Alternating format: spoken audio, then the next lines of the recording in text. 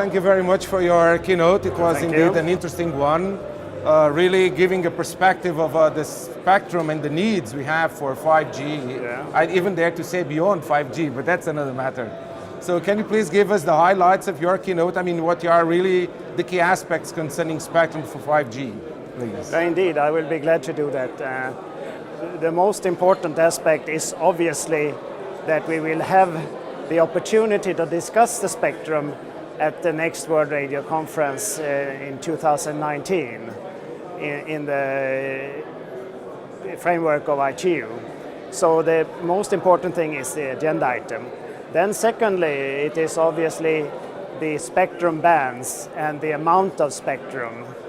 And what I was trying to address in my keynote was the importance also of the lower bands between 6 and 30 gigahertz, because in the World Radio Conference this year, we will discuss spectrum for fourth generation up to 6 gigahertz.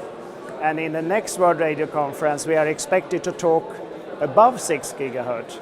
And then what I was addressing, the importance of having spectrum in the range between 6 and 20 gigahertz, which have particular properties.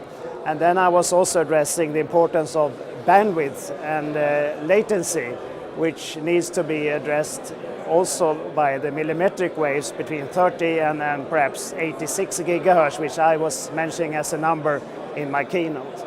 So we need both elements, the lower spectrum and the higher spectrum, but for the success of 5G and an early success, we need the lower spectrum and the properties of those spectrum.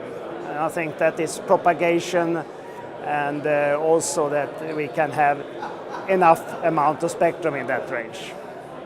Okay, thank you very much. Thank you. Thank you.